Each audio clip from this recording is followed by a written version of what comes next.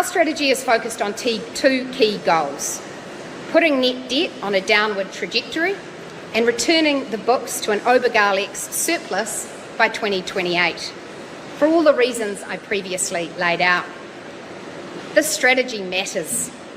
It matters for getting the books back in order, and that's about much more than a set of numbers.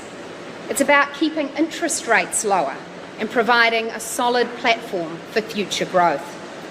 It's about ensuring New Zealand continues to be seen as a stable, reliable place to invest in and lend to. And it's about making sure we don't leave our kids and grandkids with debts they just can't repay. I don't know about you, Craig, but talking about my kids and my grandkids, and I'm just going to hammer this dead horse because it needs to be hammered.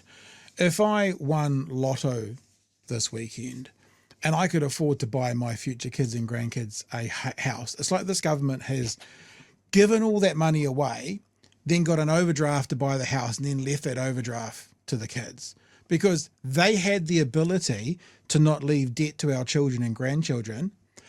Say it together, team, by not giving away $17 billion in tax cuts and landlord reimbursements. They chose to do that, and now they're all being worried about not borrowing too much. If they hadn't given away so much, this also wouldn't be a question. I know we've said it 3 times tonight, but I am not going to let this go. The other thing here is that the other side of the equation is you can grow the economy more quickly. So you can encourage investment, you can encourage innovation, you can encourage employment. And so, the best time to do that with government investment is essentially right now, when, there are lots of people becoming unemployed, when there's lots of spare capacity in the economy, and all of that extra money just doesn't turn into extra inflation.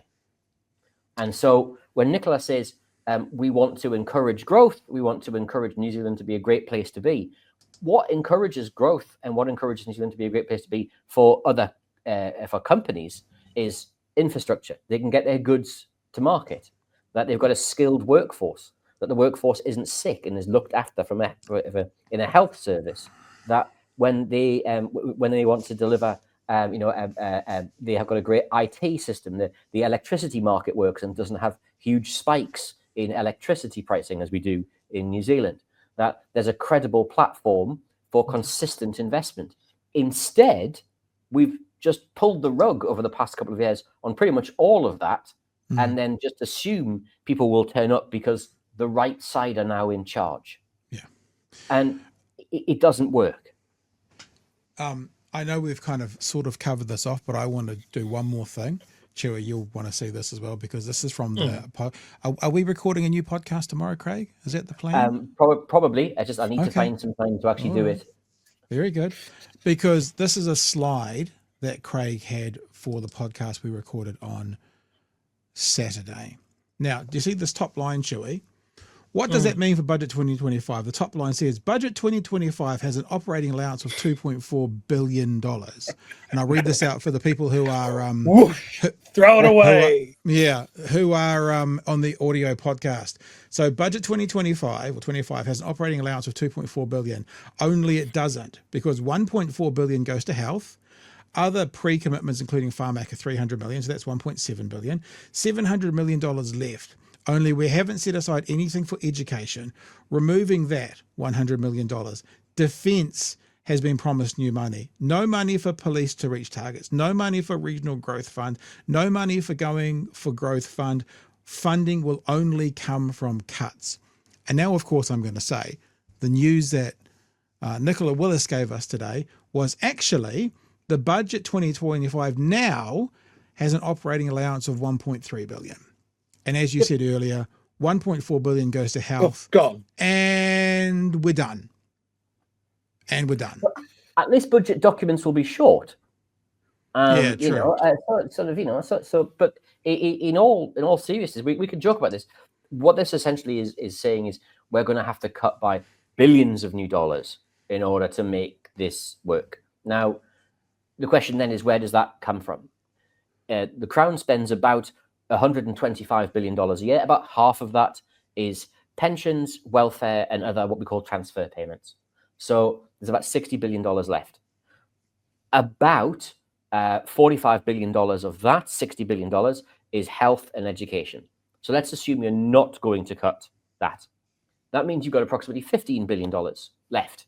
So you're going to need to find an extra $1 billion a year just to stand still. And then if you want any new investments, you're going to have to cut further than that. So you can see it's not just a small percentage, because you're trying to find that out of only $15 billion of remaining discretionary expenditure. So that means very significant cuts for other government departments. The problem we have is you may be able to do that if we just come off a really good year.